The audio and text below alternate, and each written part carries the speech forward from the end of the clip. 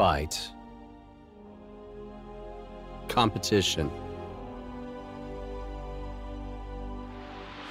rivalry.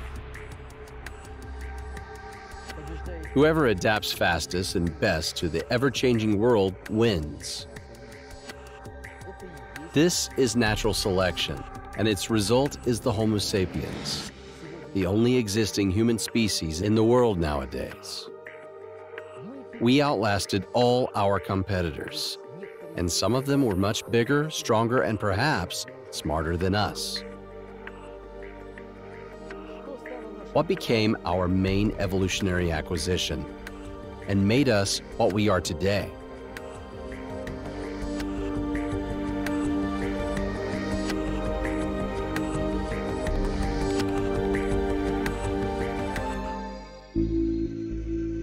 The human brain. No other organ in our body is as valuable as this one. We've learned to transplant the lungs, liver, and heart, but we hardly even know how the human brain works.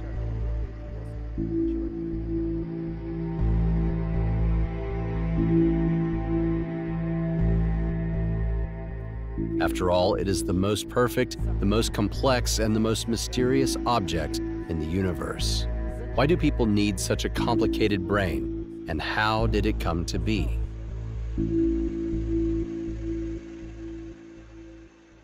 Why do we need a lot of neurons? Why isn't 100 or 1,000 neurons enough? Or say 20,000, like a crawling snail? They usually have from 4 to 20,000 nerve cells, and they have survived and lived for hundreds of millions of years, adapting to their environment. As you know, the snail has no hands, no legs, nothing of the kind, but it crawls and survives. It doesn't do anything apart from survive. 6 to 7 million years ago, the arid and volatile climate on Earth significantly preserved the territories of tropical forests, where ancient primates lived. They had to adapt to new conditions, to life on the savanna. Ancient primates more and more often had to get around trees and shrubs on their hind limbs to look around, see their tribe members, sources of food, or their enemies. About 3 million years ago, these were the first steps of our distant ancestors, the Homo. Handyman, Homo habilis, upright man, Homo erectus, and others. Most likely this happened on the territory of what is today East Africa, approximately 500 to 600,000 years ago. The genus Homo was divided into several lines, one of which led to the Neanderthal man and the other to the wise man, Homo sapiens. At the same time, the territories between Africa, Europe, Mesopotamia, and Siberia were populated by close relatives of Homo sapiens, Homo heidelbergensis, Homo rhodosiensis, Homo denisova, and others. Each of them surpassed our ancestors in physical strength and brain volume. To survive, the wise man had to change. His body and psyche had to acquire new qualities. There are such concepts as evolution of behavior and evolution of brain structure that exist parallel to each other. The more complex the brain, the more complex the behavior. The cause and effect relationship is unclear. On the contrary, I would say that the more complex the animal's behavior, the more developed its certain structures become. If the social relationships are complex, you need a special kind of interaction. So the behavior becomes more complex too. And therefore the brain develops because of the need to coordinate, adapt, and survive. It's all about survival for animals. But humans are much more difficult to understand. We can't really say what served as a starting point. If we could build a time machine, travel back to that period, then maybe that would be the only way to obtain reliable information. Well, naturally, as evolutionary biologists, we can always assume. And usually what makes new characteristics evolve is competition between different species, or even within one species. There was a constant competition. And in order to survive this competition, they had to somehow differ from other species. It is possible that our mental abilities were actually something that allowed our species to survive and occupy the planet and destroy all other competitors.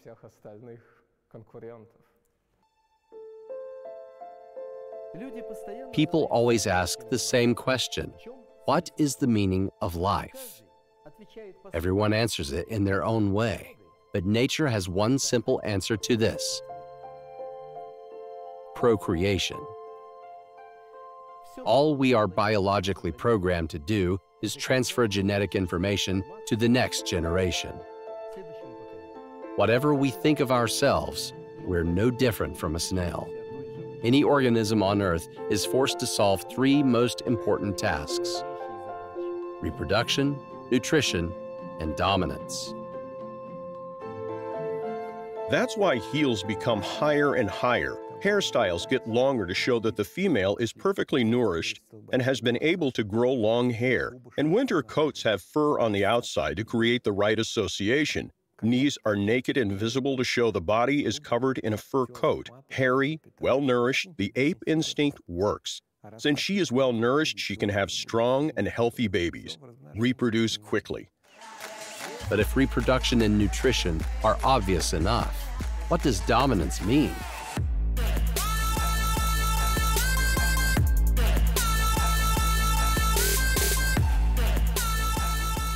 If any individual is compelled to prove their superiority over their tribesmen to survive, it brings us back to where we all started, to competition, to fighting. The brain solves these three biological problems on autopilot without our volitional involvement. The brain controls the level of hormones in the blood, which thus fulfills our needs in sex, nutrition, and dominance. For example, there are areas of the brain that are responsible for a very specific situation. These neurons react to blood glucose levels, or hemolymph, and this is found in both snails and humans. Their frequency of activity is directly correlated with glucose levels. The lower the glucose level, the greater their activity. And these neurons send a chemical signal to the brain: I need to get some food. That's it, actually, and these areas are well known. Generally speaking, mobility, for example, actually acts on the subconscious level. We do not have to think to take a step, to turn left, to turn right. We don't spend much time on thinking to do that. We don't have to control each movement consciously, so to speak. This is what makes us similar to modern primates in many ways. But why did their ancestors remain apes and we became humans? A human brain and a chimpanzee brain. If it were not for the difference in size, it would be almost impossible to distinguish. A significant part of the brain is the structures of the so-called limbic system. It is one of the oldest parts of the brain, which appeared in the first vertebrates. The human limbic system is virtually no different from its analog in monkeys. Its area of responsibility includes the same animal instincts: reproduction, nutrition, and dominance. Then emotions and memory developed. And this is the so-called superstructure, a thin layer of gray matter, 1 or 2/10 of an inch thick, covering the gyria of the cerebral hemispheres of the brain. This is a new cortex, the neocortex. The new cortex appeared in small mammals. It is quite developed in chimpanzees. But the new cortex not only covered the cerebral hemisphere of the brain in humans, it has also became much more complicated. It is the development of the new cortex that is believed to be connected to the emergence of creative thinking and consciousness. What are we humans proud of? We are proud of the fact that we have a big brain relative to the body. The proportion is important. When we talk about the evolution of language, we say, we have a brain, we can walk upright, we have the right skull shape, and we have the necessary articulating organs that gives us the opportunity, both anatomically and physiologically, to talk the nonsense that I'm talking right now. Because it's a great speed, it shows micro changes in pitch and length, and it all has to do with communication. Hypnosis is a kind of tool that will allow us to consider the mechanisms of some human mental functions. These functions are associated with the work of the cortex of the cerebral hemispheres of the brain, the neocortex. You know exactly what your parents, friends, colleagues, or other familiar people look like, even if you know them only from photos or movies. Do you know the person on the screen? This is Charlie Chaplin. He is world famous. And this is Michael Jackson. And this is Marilyn Monroe. And now imagine what your life would be like if suddenly such familiar faces suddenly became absolute strangers for you. Recognition has turned off. It has turned off completely. You don't understand. You don't know who you're seeing.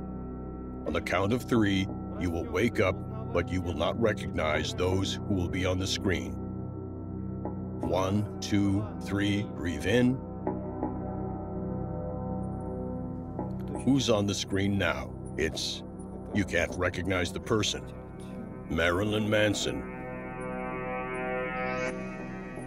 Who's that? You can't recognize the person. I don't know. Who's that? I don't know. Having lost even, it would seem, such an insignificant ability as face recognition, we lose a part of ourselves. And this ability is thanks to our neocortex. We humans can solve a large number of problems, and we do it simultaneously. For example, logical and spatial imagination tasks.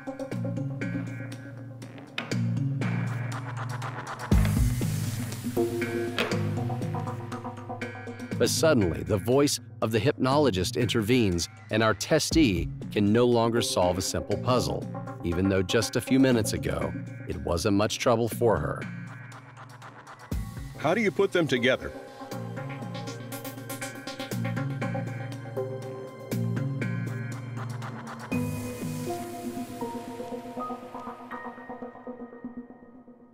At any point in time, we can imagine what we will be doing in an hour or in a day. In other words, we are capable of planning our life. We know what a familiar person looks like. We can find, among a dozen items, the one that belongs to us. Sleep deeper, sleep deeper. Your keys can't be found. You look at all of them at the bunch, but you can't find yours. On the count of 3, you will open your eyes. You won't be able to find your keys. It will be impossible to find your keys. 1, 2, 3. Deep breath. Open your eyes. Well, try to find your keys here.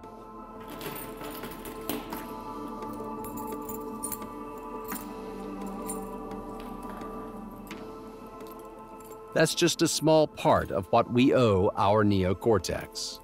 What made this part of the brain grow so much and gave us an undeniable advantage over the rest of the primates. The main evolution occurred in the tops of trees. Due to the development of sensors, that is, hair, skin, and other derivatives, including a more refined sense of smell, our ancestors took advantage of the new sense of smell and formed a new cortex out of the cerebrum.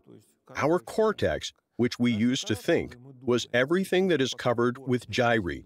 It's exactly the part that in the past grew from our sexual sense of smell. That's why all our actions, clothes, and words pass the filter of sexual relations. This is our punishment, and an advantage that allows poets to compose beautiful poems. Well, and on the other hand, does not allow some children to learn, limiting their behavior to sexual processes. It's still not quite clear what caused this dramatic increase in brain volumes in the new cortex and when it happened. Because according to paleontology, even very ancient people had a pretty big brain.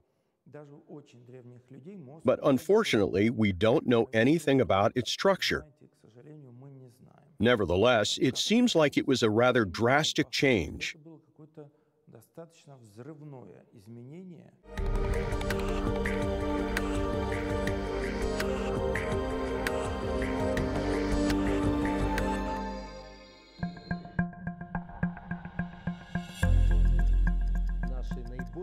Our most advanced ancestors, obviously, in conditions of difficult competition, had to learn to think.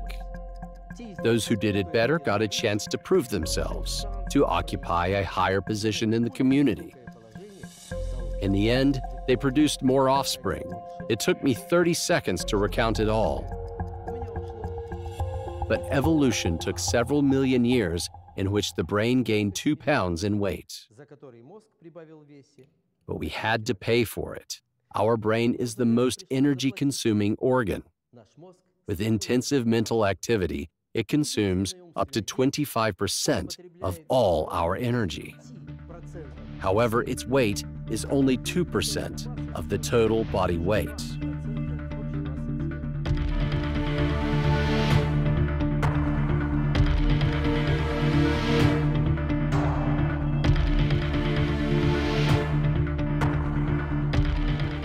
Even insignificant overwork threatens the body with a real energy crisis.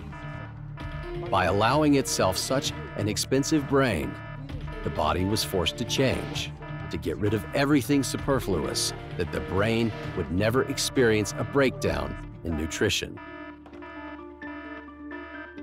Humanity doesn't think in order to do something, it's vice versa. Our brain is designed in such a way that it is ready to work hard for a while just to do nothing later, to reduce energy costs. The brain, as a matter of fact, was created for this purpose. It was created not to work, but to solve a problem quickly that has just appeared, and then to allow us to lie down and rest, enjoy, say, a sandwich and a sausage on the sofa. Do you see the point? No work. It is turned on only when we have to solve a specific task. When you have a lot of small computers, they need a lot of energy. They all take up a lot of time. But a big computer makes it simpler. You can turn the big computer on, solve the problem, and immediately turn it off. That's it. You can now rest. Well, one might think, what does the stomach have to do with the brain? I mean, it's completely unclear. We often say something like, full stomach, empty head. So, when the stomach is small, what does it mean? It turns out that, in fact, the stomach is another valuable organ, because our stomach actually works all the time too, almost like the brain. But if the brain solves mental problems, then the stomach should absorb food. I mean, if we don't absorb food, if the stomach stops working, we'll die. Not as fast as when the brain stops, but still. And this process is also very energy-consuming. I mean, we can't command our stomach, hey, stop working now, and now start your work again. We can control muscles. I mean, if we sit, the muscles are relaxed. They don't consume much energy. But if we need to run, that's another problem. But we can't control the stomach. It has to work all the time because our body, including our brain, needs food all the time. To chew and digest food, you need to have strong jaws and a powerful gastrointestinal tract, like an ape. Fortunately, people learn to heat their food, to cook, fry, to make it easier for absorption. Therefore, humans have lost the ability to eat plant food, leaves, roots, young sprouts. But our distant ancestors, apes, found pleasure in eating them. The energy of plant food obtained as a result of digestion provides an active lifestyle for these animals. But powerful jaws and a complex digestive tract are not our only evolutionary losses. If you get, for example, raw potatoes, eat them. You will not be able to digest them the way you can digest boiled potatoes. So you will get less energy, less nutrition from raw vegetables. So basically, there's nothing left to do other than cook our food. And our body hasn't changed so much that we can't switch back to raw food just because we won't get enough energy. And this is one of the changes that our body had to make in order to get enough energy for the brain. Who do you think is stronger, a man or a chimpanzee? Most likely, the result of this comparison will not be in our favor. Despite the fact that chimpanzees are twice as small as people, we wouldn't win a barehanded fight. Our muscles, in fact, turn out to be about twice as weak as the muscles of other primates, like chimpanzees or macaques. That is, if we fight a chimpanzee, which is even half our size, it is likely that the chimpanzee will win. And despite the fact that a person can be very well trained, an athlete or even a military man, we are most likely to lose in a hand-to-hand combat against other primates without our tools, without sticks, without knives, without guns. And this is also one of the things we lost in order to have such an energy-consuming brain. In a state of rest, our muscles don't consume hardly any energy, at least compared to other organs of the body. But as soon as we begin to move actively, the muscles immediately demand their own share of glucose. But this is something our brain needs so much of.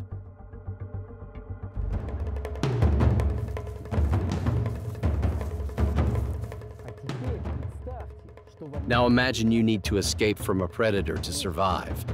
And here begins a serious competition with the brain for a source of vital energy. It would go hard with the brain if the muscles suddenly needed a huge amount of glucose. But on the other hand, our muscles have now adapted to consume different sources of energy, such as fats and fatty acids, which allow you to work not so well, but for a long time.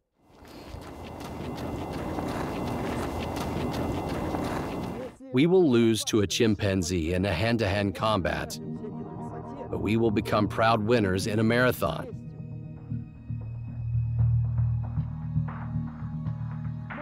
Few animals can overcome such a long distance. After a short and fast race, they will surely be exhausted, and we will not.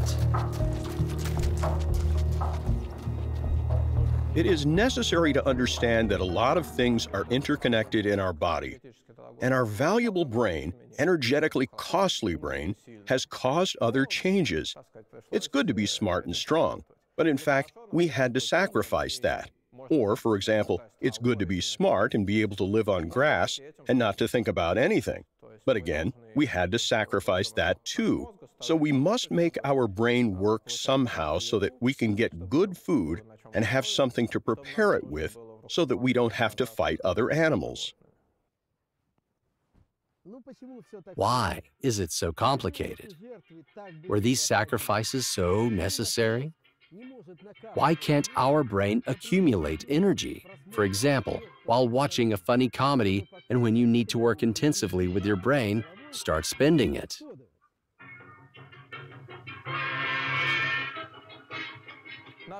Our brain is quite an amazing organ because it is constantly at work. It doesn't matter if we sleep or watch TV or play computer games or we try to solve some very difficult problem in an exam. Our brain's energy consumption is almost constant. It constantly needs a flow of glucose as well as oxygen to oxidize the glucose.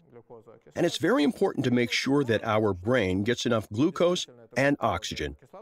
I mean, there are species of animals whose brains can do without glucose and oxygen for a long time, but we can't do that. We all know that if we are deprived of oxygen, even for a short time, or if the glucose level is too low, we can lose consciousness. Our brain suffers a lot. It's very sensitive to such changes. I mean, it constantly has to consume 20% of our energy.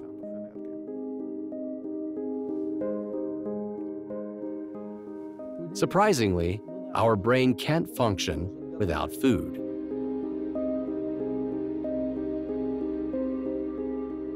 Unlike other organs that accumulate and spend energy as needed, the brain consumes oxygen and glucose directly when they get into the body, when they are fresh, so to speak. If any deterioration of blood supply or a cardiac arrest occur, 5 to 7 minutes later, structural changes take place and the brain dies.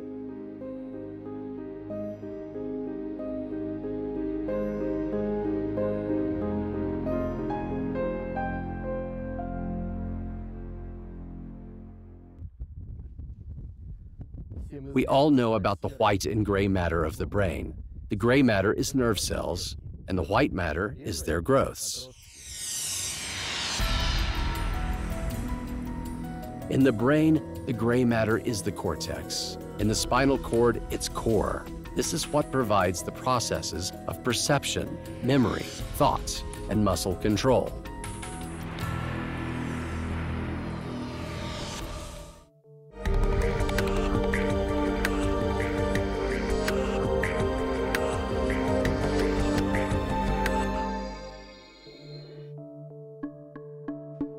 These neurons, special cells in our body, are unique in their own way. One of the main differences is that they are not updated. In other words, they do not divide. They remain throughout our lives the way they were formed in embryonic development. That's why they never regenerate again once lost. Moreover, the number of neurons in the brain is gradually decreasing. When a person is born, they have about 90 billion cells. But every day, from 10 to 15,000 cells disappear. They gradually die off. Neurons are not the brain's only cells. There are also so-called glial cells, and their task is to provide neurons with nutrients and oxygen. Their other task is to protect the nerve cells from adverse factors. The essence of the brain is not only in the number of neurons, but also in the contacts between them. All operational information, elements of thought, memory, perception, is enclosed in the diversity of connections between nerve cells. These connections between the cells are actually purely chemical. Imagine you have to transfer information from this part of the brain to a muscle in the heel. The length that the signal travels, including all the gyri, is more than 7 feet. If the conduction wasn't electric, it would take a very large amount of time. Only electric conduction is capable of high speed. But in fact, it all happens inside one cell. When it comes into contact with another cell, special chemicals are released.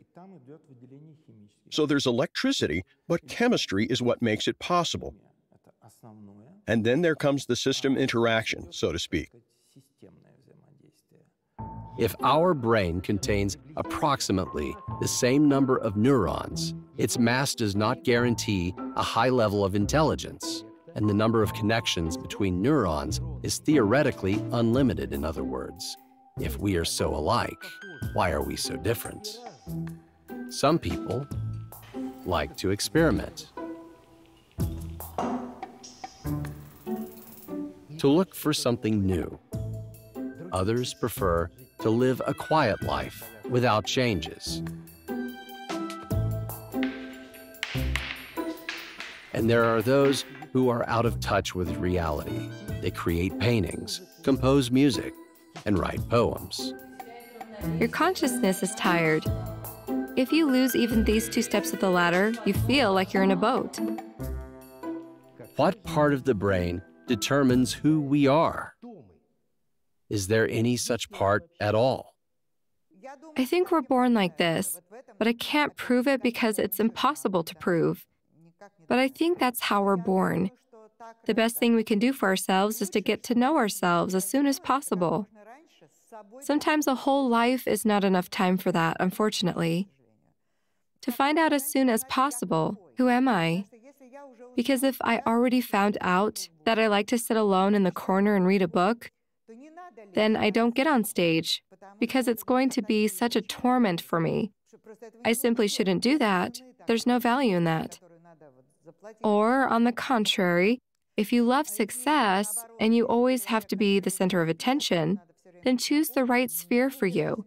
I mean, you need to know yourself, which is very difficult. There is one terrible thing: individual variation. The thing is, the human brain is the most volatile organ in our body. Let me give you an example. In terms of vision, for example, the number of areas that are responsible for it varies from 3.5 to 4 times. You can spend years teaching someone who has no talent how to paint and hold a brush, but he or she will not acquire the skills because in their cortex there are 1 billion nerve cells, but someone else might have 4.5 billion. And there are more than 100,000 connections in each cell. That's all. He just doesn't see anything. You explain it to him, he doesn't understand anything. The talent and the peculiarity of the human brain in individual variation are quantitative. You can never catch up with a Porsche on a scooter, and the differences between human brains is much bigger. Today, it is difficult to draw parallels between brain structures and features of our personality. 1.5 years ago, scientists made maps of the brain and confidently marked the areas of humor, love and friendship, and even inclination to aggression. But now they just shrugged their shoulders. But obviously, we are what we inherited from our ancestors. It's the same legacy that determines what our brain will be. In general, the question of how individual and unique we are has always worried mankind. The genetic aspect, of course, plays a role. If we look at children, we see that some things they do are very similar to one of their parents. But again, we can say, maybe because they're brought up by these parents. Experiments were carried out when identical twins who, for some reason, were put in an orphanage and grew up in different families. Their goal was to determine how different their behavior was. Of course, there are very few such cases, but nevertheless, on the basis of this small number of observations, it turned out that they could share even some trifles. The color they like, whether they like to walk upstairs or take an elevator, what books they prefer, and so on. I mean, even some complex aspects of our behavior, such as our preference in literature, turn out to be controlled by a certain genetic aspect. Throughout life, heredity determines our abilities. Some are more obvious than others. For example, speech or orientation in space. But the speed of perception and memory largely depend on how much we train these abilities in everyday life. After all, the body is not only genetics, but also the result of its interaction with the environment. It's impossible for your receptors and my receptors to be the same. So no matter how hard you want and no matter how hard you try to make everything the same, we see the world really differently. Some have more yellow receptors, some have more red receptors, some blue receptors, and so on. And the world is completely different for each of us. But you're not mistaken to say that, I don't know, my jacket is black? Well, I guess it's black. You say it's black. The grass is green, and so on. All of these concepts, green, black, we just learned them. We agreed on them. We were taught that way when we were children, that certain sensations in the eyes make up a certain image. A word stands for a certain sensation, and this sensation can be described with this word. And at the same time, we will never know that we see, really, the world is a little bit different for you. This is simply at the level of perception. But what we see and what thoughts come to our mind depends on our experience, which helps us make the right choice in life based on our aspirations. We will never be able to create absolutely identical conditions for the raising of an organism to repeat its individual experience, which means there will never be two absolutely indistinguishable people in the world. That is why, despite all the similarities, all of us have absolutely unique brains, identical twins, Africans and Europeans, men and women. And since we're talking about women, we, Homo sapiens, are the only living beings on the planet that can speak, and some of us are particularly active. We don't know when ancient man pronounced the first word. We will never know what this word was. Most vertebrates have communication in one form or another. Animals agree with each other about hunting, warn about danger, train cubs. Speech is a relatively young function of the cerebral cortex, which emerged as a supplement to the mechanism of animals' nervous activity. We know that our brain has special sections related to speech. These are Broca and Wernitz's areas. Indeed, even minor irregularities in different speech departments affect our speech, and another hypnosis session helped us illustrate this. The zones of perception will be gradually disconnected. Words will be run away, and in the end, it will be impossible to pronounce and read a word.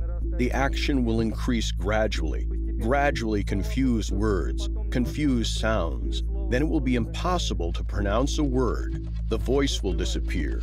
The voice will stiffen. Open your eyes. If Broca's area is damaged, the person loses the ability to put words into sentences. But he will be aware of what he hears. Problems in Wernitz's area lead to the fact that someone else's speech is perceived as a set of meaningless sounds. And it becomes impossible. Stop. Impossible to understand even for...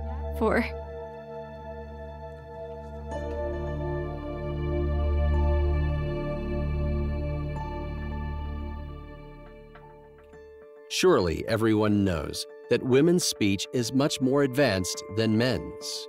As scientists found out, the center of speech formation, Broca's area, is 20% bigger in women than in men. And the word recognition center, Wernitz's area, is 30% bigger. Perhaps that is why women have the ability, which often annoys men, to talk without a break. Nobody knows actually what were the conditions and why this or that sign evolved. We often say, well, there was some kind of competition, and because of this competition, women had to develop their language skills. But why? We already know the result, and we are trying to adjust the explanation to the result. But imagine a different situation. If men had developed better language skills, if men had better verbal functions, we would also have to find an explanation for this. We'd say, well, men had to hunt and therefore needed to communicate more, and women spent most of their time in caves. They didn't have to communicate with each other so much. Naturally, it's always possible to find an explanation after the event, but we simply try to adjust this explanation to what we observe now.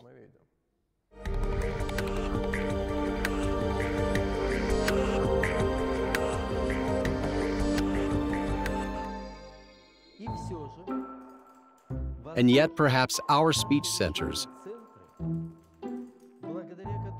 through which we understand words and build them into meaningful sentences,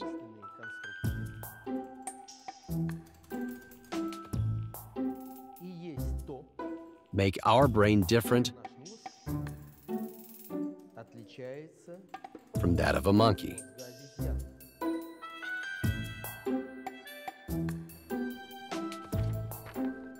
I guess. Recent studies show that, for example, chimpanzees have an area of the brain responsible for gestures. So if we look at chimpanzees, we will notice, of course, they can't talk, they make unarticulate sounds, but they use gestures quite actively. So we can assume that this is some kind of rudimentary form of communication between them. And indeed, if they threaten each other or want to attract attention, or at least have to communicate with gestures in some other way, they use the same part of the brain as we use to communicate with the help of language. Actually, we are not different from other animals in our creative or abstract thinking, nor in our ability to speak. There's only one thing that makes us really unique. We are different from other animals because we can share food, not only with our relatives, not only with our descendants, as psychologists say when it comes to this case, mothers share food, but it's an instinct, but in the community. We can share food not only with a relative or a wife or a lover, we can share our food even with a neighbor. It would seem that 7 million years is enough for the ape to become the human. But for evolution, this is too short a time. By comparison, ants have lived on our planet for over 130 million years and are likely to be here when we are gone. So why did some of our ancestors evolve into chimpanzees and others into the wise man? The reason for this evolution was women. If women care for their descendants and feed them for a longer period of time, what is the likely result? The likely result is the main goal of evolution, genome transfer to the next generation. There are no other goals, and to do that, they had to maintain the ability to share food with adult descendants. That's why we need the frontal brain area. It is the center of animal behavior suppression. The selection on this principle began, and we see it happen very quickly. 1.5 million years is nothing in evolution. The human frontal cortex increased in size, which gave people the ability to share food. So what happened next? The frontal cortex increased in size, but men got it just as a gift. Men, you know, don't like to take care of their children. They like to make them in large quantities, but not to take care of them. Polygamy. So as a result, men got increased frontal cortex as a gift from female evolution, from female selection. Evolution is a random process, and evolution is important when it is necessary to adapt to new conditions. So, with chimpanzees as an example, we see that they didn't really have to adapt to any new conditions. They remained to live in the same tropical forest where our common ancestors lived. But man's ancestors came out of the forest onto the savanna. They had to get new food somehow, hunt new species of animals, maybe walk on 2 feet instead of 4, and so on. They could not climb trees anymore because there were no trees around, so they just had to adapt. So evolution is a random process in which it is necessary to adapt to new conditions. The wise man has occupied the entire planet, from the African savannas to the forest tundra of the far north. We have adapted within the boundaries of our species. Some eat protein and live in extremely low temperatures. Others breathe the smog of cities and resist stress daily. From generation to generation, our body adapts and changes to survive. And if we still live on this planet, then we're doing better than others.